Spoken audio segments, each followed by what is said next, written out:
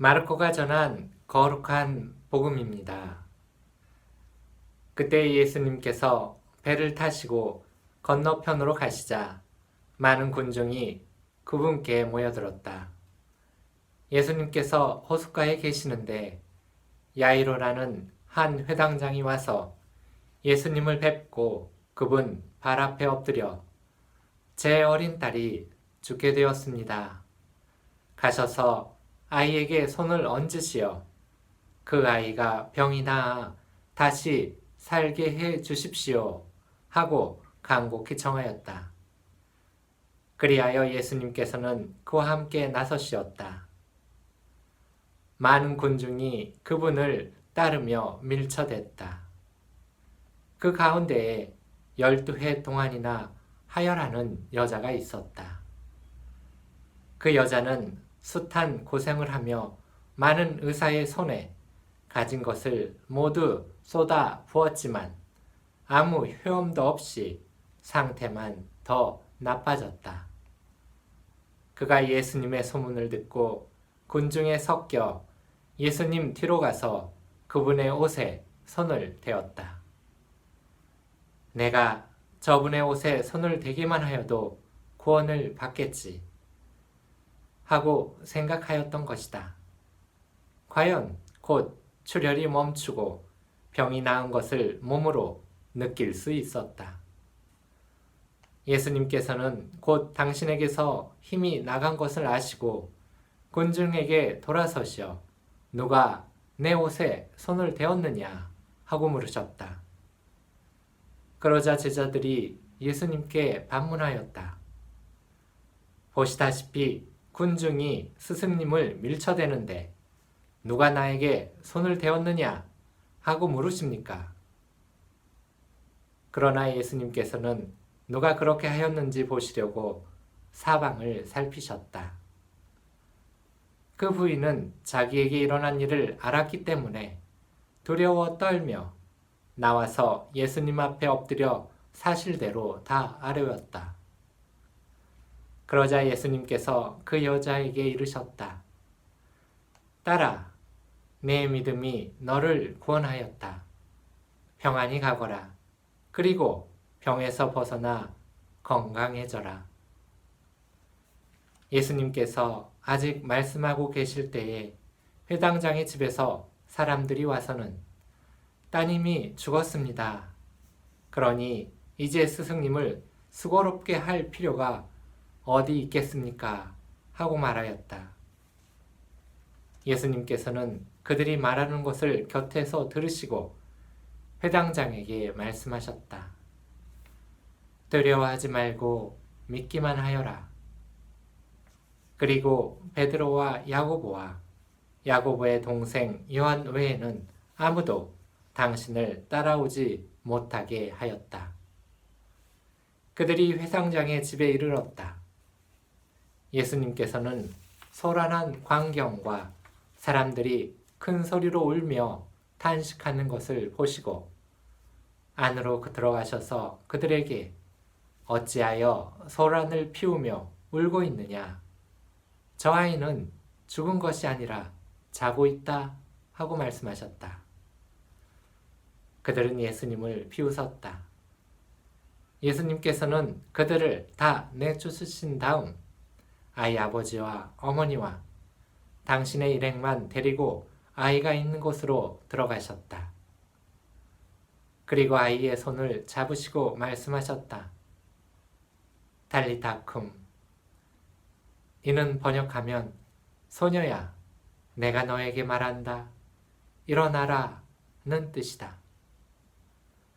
그러자 소녀가 곧바로 일어서서 걸어다녔다.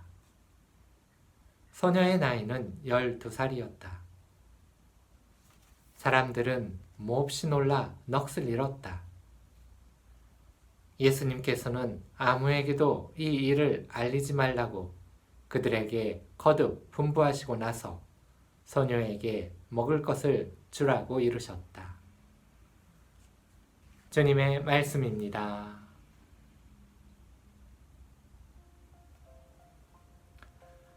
참매 예수님, 일본 나가사키에서 사도직을 하고 있는 예수의 김형욱 도미니코 사비오 신부입니다. 방금 전 일본에서 사도직을 하고 있는 이라고 제 자신을 소개해 드렸지만 사실 코로나 팬데믹으로 인해 이곳 나가사키로 파견받고 1년 반이 지났건만 관광객과 순례객들의 발길이 끊겨 제가 사도직을 하고 있는 26성인 기념박물관은 말 그대로 개점 휴업 상태입니다.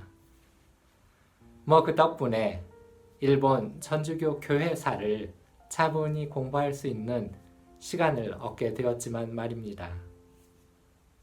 그래도 가끔은 단 한 명도 찾지 않는 날에는 내가 너무 놀고 먹고 있는 것은 아닌가 하노 조금은 미안하기도 합니다. 다행히 이런 놀고 먹는 가운데에도 예수의 후원의 한민 신부님의 요청으로 6월, 7월 주일 강론을 시작하게 되었는데 스케줄을 따라가다 보니 이번 주 수요일에 박민웅 부제님의 요셉 부제님의 서품식이 있음을 알게 되었습니다. 처음에는 수품자가 단 한 명이라는 것에 살짝 놀라긴 하였지만 곧 그 한 명의 수품자도 하느님께서 저희 수도회에 허락해 주셨으니 얼마나 감사한 일인가 하고 싶어 놀란 마음을 얼른 감사의 기도로 되돌려 보았습니다. 게다가 이번 서품식 주례를 맡아주신 분이 유경천 티모테오 주교님이시라는 것을 알고서는 또 한 번 놀랐습니다. 이 티모테오 주교님은 2015년 저와 제 동기 신부님들에게도 서품을 주신 분이십니다.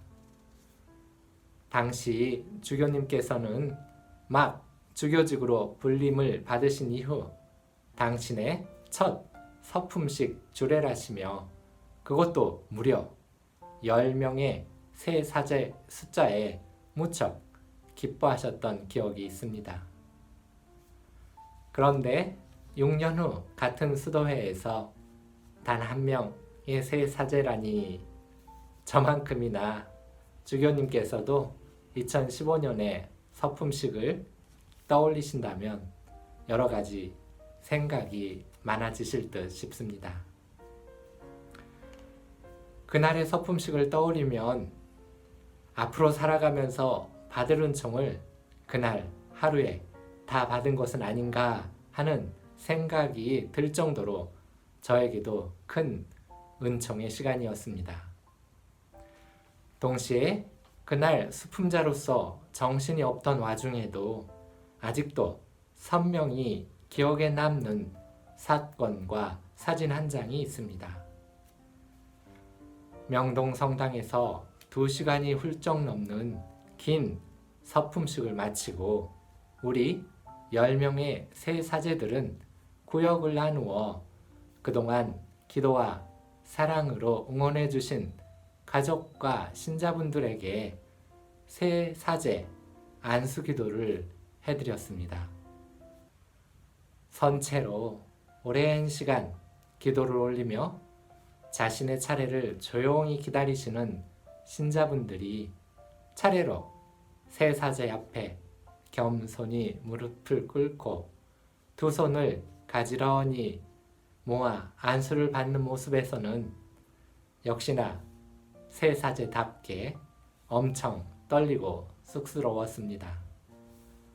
그런 중에 제 눈에 확 들어오는 한 장면이 있었는데 아픈 아이를 휠체어에 눕혀 그래서 아이에게 축복 기도를 부탁하시는 한 어머니의 간절한 모습이 그것이었습니다. 마치 주님, 제 어린아이가 죽게 되었습니다. 아이에게 손을 얹으시어 그 아이가 병이 나아 다시 살게 해주십시오 라고 외치는 회당장 야이로의 모습이 그것이었습니다. 저처럼 충격이 컸었는지 곁에서 그 광경을 지켜본 어느 신자분이 급히 사진을 찍어 제게 보내주셨습니다. 지금도 그날의 사진을 볼 때면 아픈 아이와 어머니의 모습, 그 간절함이 아직도 기억에 남습니다. 또 서품식 다음날 예수의 센터에서의 후원의 첫 미사 때의 안수기도에서는 어떤 자매님께서 당신이 안수기도를 받을 차례가 되시자 조심스럽게 제 앞으로 다가오시더니 두 손을 살며시 내밀어 제 하얀 영대를 붙잡으시는 것입니다. 그동안 숱한 고생을 하며 많은 의사의 손에 가진 것을 모두 쏟아부었지만 아무 효용도 없었는데 내가 저분의 옷에 손을 대기만 하여도 구원을 받겠지 라며 그동안 수차례 글로만 알고 있던 성경 속 하혈병 여인을 바로 눈앞에서 제가 만날 수 있었습니다. 예수님 시대의 군중들이 그분을 따라다니며 어찌되었든 단 한 번이라도 그분의 옷에 손을 대려고 밀쳐대던 장면이 정말로 제 눈앞에서 일어난 것입니다. 그러면서 동시에 하느님 당신의 거룩한 성사는 나약하고 미소한 부족한 우리 사제라는 도구를 통해 당신께서 직접 활동하신다는 것을 알게 하는 뜻밖의 선물이었습니다. 12해 동안이나 전국의 의사를 찾아다니며 별수를 다 써보았지만 불치병처럼 느껴졌던 하혈병 여인에게 딸아, 너의 믿음이 너를 구원하였다. 평안히 가거라 라고 위로를 건네시는 주님. 사랑하는 자식을 살리려고 예수님 앞에 철퍼덕 무릎을 꿇고 꿇었던 회당장 야이로에게 소녀야, 내가 너에게 말한다. 일어나라 라는 말로 아이 아빠의 간절함에 기쁘게 응답해 주시는 주님. 저희가 매일 만나는 성경 속 예수님 행적들이 오늘 우리 일상의 자리에서 생생하게 일어나고 있음을 알게 하소서.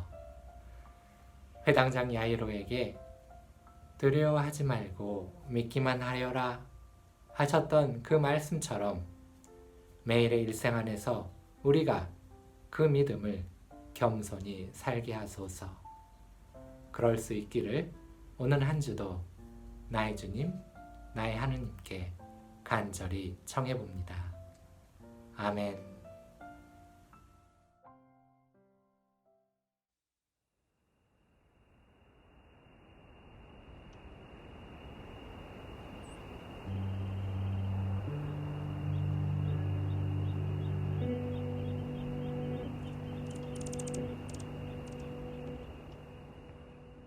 말레사 영성의 집은 고요와 자연 안에서 삶의 매듭을 푸는 자리입니다.